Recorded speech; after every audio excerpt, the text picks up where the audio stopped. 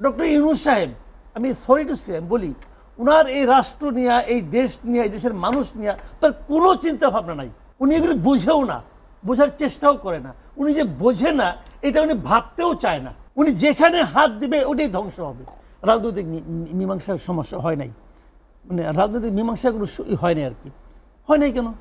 তাহলে তো আপনি তো রাজনৈতিক দলগুলিকে নিয়ে বসছেন ঐক্যমত্য কমিশনে, তাই তো বসছেন। এখন বিএনপি বারবার বলছেন বিএনপি এতগুলি নোট অফ ডিসেন্ট দিল কেন? কী কারণে দিল? বিএনপির তো ভাই, বিএনপি তো মনে মনে বিশ্বাস করে এ তারা ক্ষমতায় যাবে। এখন ক্ষমতায় গেলে বাংলাদেশের পলিটিক্যাল পার্টিগুলি কী করে? চুরিচামারি করে, লুটপাট করে। তো তারা সেই লাইনে কেন যাবে যেটা তাদের চুরিচামারি করতে দিবে, বাধা দিবে? বা তার শাসন ক্ষমতা এই লোকগুলো সব ফেরেশতা নাকি? এই লোকগুলোকে আল্লাহ পাঠাইছে, ফেরেশতা বানিয়ে পাঠাইছে? এরা তো এই দেশে পলিটিক্স করছে, আগেও মন্ত্রী ছিল, 2বার 3বার ক্ষমতায় ছিল। তারা কি একদম দেশকে একদম দেশে মানে একদম ন্যায় নীতির নহর বয় ছিল নাকি? দেয় নাই তো রে ভাই। তো তারা তো তাদের মতোই কাজ করবে। বুনছেন আম গাছ, আশা করেন সেখান থেকে হবে আপেল, হবে? হবে না তো। এখন এইটা খুব স্বাভাবিক। ঘটনাটাকে আমি বলি আপনাকে, ঘটনা যেমন আমি ওনাদের কথাও বলি, যেমন ওনাদেরই অনেক নেতৃবৃন্দ, এনসিপির অনেক নেতৃবৃন্দ দেখেন চেহারা চেঞ্জ হয়ে গেছে এর মধ্যে অলরেডি। পোশাক আশাক, টাকা পয়সা, বদনাম সুনাম অনেক কিছু হচ্ছে। আগে হয় নাই কেন? আগে ক্ষমতা থেকে দূরে ছিল, হয় নাই? একটা চাকরির জন্য হাহাকার করতো, এখন তো তা করে না। কী কারণে? ভাই ক্ষমতায় গেলে সবাই চেহারা এরকম হয়ে যায়। এটা এর মাটির দোষ। এই মাটির থেকে উঠছে তো সবাই, এই মাটির এই সমস্যাটা। আমি আপনাকে প্রবলেমটা বলি, প্রবলেমটা কোথায়?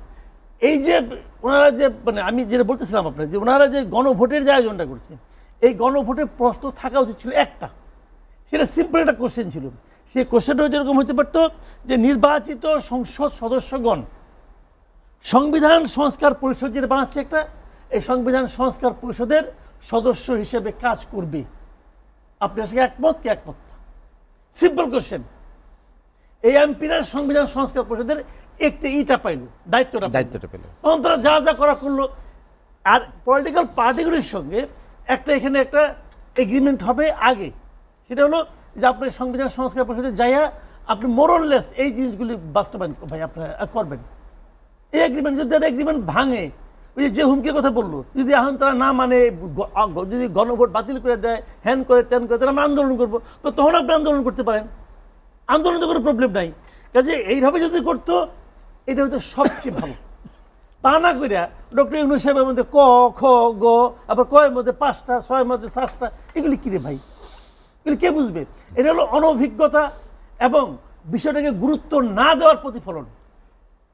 ডক্টর ইউনূস সাহেব, আমি সরি টু সে বলি, উনার এই রাষ্ট্র নিয়ে, এই দেশ নিয়ে, এই দেশের মানুষ নিয়ে তার কোনো চিন্তা ভাবনা নাই। উনি এগুলি বুঝেও না, বোঝার চেষ্টাও করে না। উনি যে বোঝে না এটা উনি ভাবতেও চায় না। উনি যেখানে হাত দিবে ওটাই ধ্বংস হবে।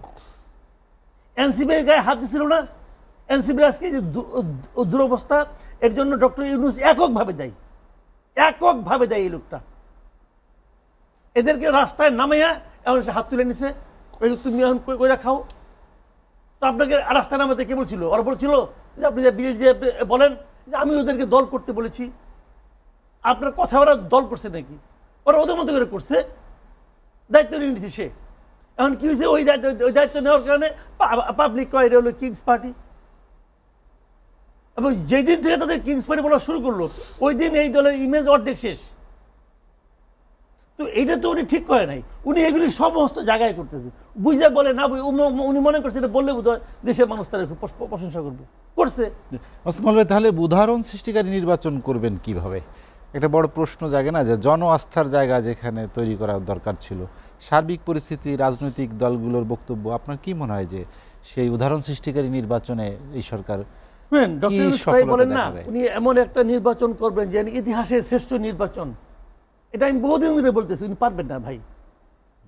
দেখেন এই সরকারের এই যে মানে পলিটিক্যাল পার্টিগুলো গত 14টা বছর ধরে কি নিয়ে আন্দোলন করতেছে ভাই?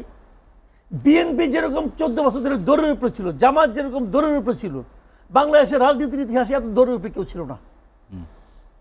এই দুইটা দল তারা দৌড়ে কি দাবি করছে? একটা দাবি করছে, সুষ্ঠু ভোট, যে তত্ত্বাবধায়ক সরকার চাই। একটাই দাবি তাদের, তত্ত্বাবধায়ক সরকার চাই। আমি বিএনপি এবং জামাতকে জিজ্ঞাসা করি, নির্বাচনটা কি তত্ত্বাবধায়ক সরকার আন্ডারে হচ্ছে? হচ্ছে না তো, বলেন না কেন? লজ্জা পান? এখন বলছে না কেন? লজ্জা পায়, এখন শরম কেন বলছে না? কোর্ট বলছে যে না, আগামী 5 বছর পর থেকে হবে। আচ্ছা, আপনি আমাকে একটা সুন্দর জামা দিলেন, দিয়ে বললেন দিলাম বটে, পরবা 5 বছর পরে। ভাই, এটা দেওয়া 5 বছর মধ্যে মরে যেতে পারি তো 5 বছর। আচ্ছা বলেন, 2008 সালে যখন আমরা নির্বাচনে ভোট দিই, সেই নির্বাচনে তত্ত্বাবধায়ক গভর্নমেন্টের আন্ডার হয়েছিল। ওই ভোট দেওয়ার সময় আমি চিন্তাও করছি যে 2014 সালে একটা নির্বাচন আসতে, যে নির্বাচনে তত্ত্বাবধায়ক সরকার থাকবে না, আমি চিন্তা করছি? করি নাই তো ভাই। কী কারণে হলো? একক সংখ্যাগরিষ্ঠতা পাইয়া শেখ হাসিনার মনে হলো যে আমি তো উপরে, আল্লাহর নিচে আমি, মাঝখানে আর কেউ নাই, আমি যা কমু তাই হবে।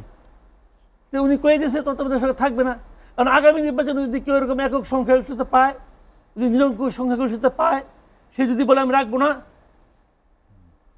যদি বলে আমি রাখবো না, আপনি কী করবেন? শেষ তত্ত্বাবধায়কের কামসারা। তো আমার কথা হলো কি ভাই, কোর্ট যেখানে বলতেছে এটা মানতে কোনো সমস্যা নাই, তাহলে 5 বছর পরে কেন?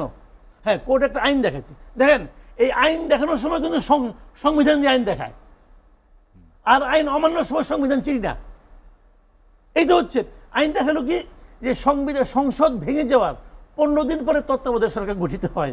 যেহেতু সংসদ অনেক আগে ভেঙে গেছে, অতএব এটা আর করা যাবে না। ভাই, জনগণের প্রত্যাশাটা কি? জনগণ কি চায়? তত্ত্বাবধায়ক সরকার। এই সরকার কি তত্ত্বাবধায়ক সরকার নাকি? এই সরকার একজন উপদেষ্টা, স্টিল উপদেষ্টা, সে বলে আমি নির্বাচন করবো ঢাকা 10 টাকা বলার পরে সে থাকে, আবার বরাদ্দ দেয়, নিজের জায়গায় বরাদ্দ দেয়, নিজের যারা পুরানো যারা অধ্যস্ত আছে তাদের এখানে বরাদ্দ বাড়ায়। এটা কি তত্ত্বাবধায়ক সরকারের ফরম্যাট হইল? আমরা কি সরকার চেয়েছিলাম? আমরা চেয়েছিলাম যে নির্বাচনের সময় এমন একটা সরকার থাকবে যে সরকার নির্বাচনে অংশ নেবে না, যে সরকার নির্বাচনে কোনো দলের প্রতি তার কোনো ফিলিংস কাজ করবে না, সে নিরপেক্ষ থাকবে। এই সরকার থাকতে পারছে? এই সরকার যখন মিটিং করে বিএনপি, জামাত আর এনসিপি নিয়ে করে, তো বাকি দলগুলোকে বানের দলে ভাইসে আসছে। বিএনপি বড় দল, এটা আপনি কে বললো? কে বললো? তাহলে যে প্রতীকটা থাকবে, ব্যালট থাকবে, ওখানে কি ধানের শীষ থাকবে এই সাইজের, আর পাংখা থাকবে এই সাইজের? এরকম হবে? হবে না তো। কেন হবে না? কারণ নির্বাচন কমিশনের কাছে সব দল সমান, তাহলে প্রধান উপদেষ্টার কাছে সব দল সমান হয় না কেন?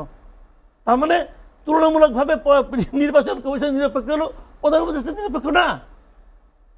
সে আমেরিকা যায় 3 দলের লোক নিয়ে, তা বাকি দল কি হলো? ভাই, এই সরকার নিরপেক্ষ সরকার না। এই সরকারের আন্ডারে কোনো নিরপেক্ষ নির্বাচন হতে পারে না। এটা হলো বেসিক কথা। বিএনপি বললাম না, বিএনপি হলো বিএনপি কোনো মতো গেলে ফেব্রুয়ারির মধ্যে চায়। বিএনপি চায় যে আগামীকাল সবাই ঘুমের থেকে উঠে দেখি ফেব্রুয়ারি হয়ে গেছে, তারা এটা চায়। তাদের হিসাবটা হলো ফেব্রুয়ারি আইলেই যে আমি ইলেক্টেড।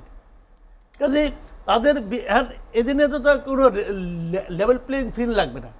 তারপরে দেখেন সমস্যাটা কথা, এইটা পুরো জিনিসটা আসলে নির্ভর করতেছে নির্বাচন কমিশনের উপর। পুরো জিনিসটা নির্বাচন কমিশন কি করবে না করবে এটা তাদেরকে ভাবতে হবে। এই কারণে যে যদি নির্বাচন খারাপ হয়, তাহলে কিন্তু এই নির্বাচন কমিশনে মানুষ কিন্তু দুও দিবে, গালাগালি করবে। এবং এই নির্বাচন কমিশনের জীবনে সে শব্দ বুড়াদোড়া নিয়েছে, এক্সপায়ার্ড মাল কিন্তু সবাই। মানে আগে সচিব ছিল, অমুক ছিল, তমুক ছিল, অবসরে গেছে 10 বছর আগে, তাদের নিয়ে আসছে, একদম ঝুঁকে ঝুঁকে আসছে। এরা শক্ত সিদ্ধান্ত কেমনি দেবে আমি যাই না, যাক তাও না আনলো, বুঝলাম। তারপর তো জীবন কিছুদিন বাঁচবে। যেমন ধরুন আমাদের আগে যারা নির্বাচন কমিশন আসলে, একবার ওদের একটা অনুষ্ঠানে আমি গেছিলাম আর কি, হাবিবুল আওয়াল যখন ছিল, সব সাংবাদিকদের ডাকছিল যে আমাদের কি করার আছে। আমি কই যে আপনাদের করা হলে আমি উদাহরণ দিয়ে বলছিলাম যে একটা গ্রামের একজন লোক ছিল, তার আদব কায়দা অসাধারণ। তখন তারা বলছিল তুমি এত সুন্দর আদব কায়দা কই শিখলা? আমি শিখছিলাম আমাদের গ্রামের যে সবচেয়ে বেয়াদবটা তার কাছ থেকে। কিভাবে? আমি দেখতাম ও কি কি করে, ও যা যা করে আমি তা করি না।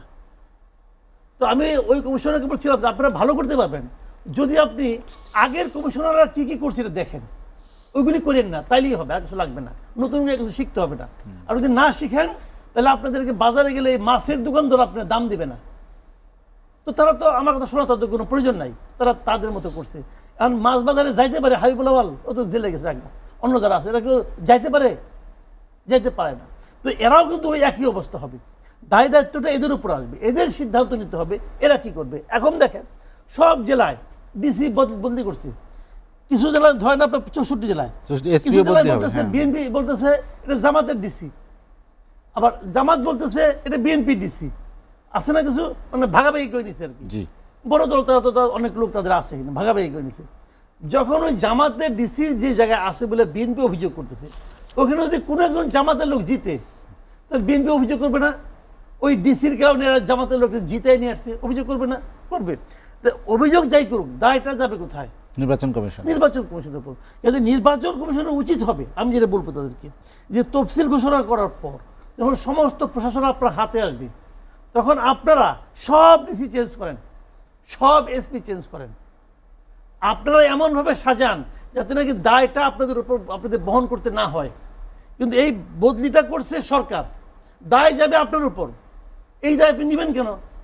বরঞ্চ আপনি নিজে বদলি করেন, দায় আপনি নিয়েন, সমস্যা নাই কোনো, আপনার কাজে দায় আপনি নেন। কিন্তু এটাও যে ইলেকশন কমিশন করতে পারে, তাহলে আমি মনে করি বেটার কিছু একটা হবে। এই যে এখন যে সাজাইছে, এখানে কিন্তু সাজানো আছে কিছু। কারণ সরকার ইউনুস সাহেব তো বলে না অমুককে ডিসি দাও, ওইটা আমলারা বলে। এই আমলাগুলি কার আমলা? কার আমলা এগুলো? এগুলো হয় আওয়ামী লীগের আমলা, আর না হলে আওয়ামী লীগের মধ্যে থাকা গুপ্ত জামাত অথবা বিএনপির আমলা। এখন তো সবাই নিজেদের গুপ্ত, এখন কিন্তু গুপ্ত বলাটা কিন্তু একটা বাহবা। কিন্তু আমি গুপ্ত আওয়ামী লীগ ছিলাম, আসলে আমি শিবির, আমি গুপ্ত বিএনপি, মানে এই যে বলাটা, এটা কিন্তু বাহাদুরি। কিন্তু এখন সবাই গুপ্ত অবস্থা ছিল এতদিন। বাস্তবে একটি সিইসির একটি মন্তব্য দিয়ে আমরা আলোচনাটা শেষ করতে, তিনি বলেছেন যে দুষ্টু চোখে নির্বাচন না দেখতে আর কি আপনি, তাহলে সঠিক মন্তব্যটা বা মূল্যায়নটা হবে না। উনি দেশীয় পর্যবেক্ষকদের এক অনুষ্ঠানে আজ বলেছেন যে দুষ্টু চোখে নির্বাচন কেমন হয়েছে এটি দেখা যাবে না। দুষ্টু চোখ দিয়ে নির্বাচন দেখলে সেই নির্বাচনে অনেক সমালোচনা হতে পারে বা ওনাদের কর্মকাণ্ড। শুনেন, সমস্ত সমালোচনার জবাব ইলেকশন কমিশন দিতে পারে নির্বাচনটা ভালোভাবে কইরা। আমি কি দেখলাম না, এটা ইম্পর্টেন্ট না। আপনি কি করলেন কি করতে পারলেন না, এটা হলো ইম্পর্টেন্ট। আগে আপনি দুষ্ট চোখ, যার চোখ দুষ্ট সে দুষ্টভাবেই দেখবে, তাকে দেখতে দেন, আগেই দেখতে বারণ করছেন। আপনি তাকে দেখায় দেন, দেখো আমি কি করলাম। ওই আত্মবিশ্বাসটা আপনার আছে কিনা সেটা আপনি বলেন।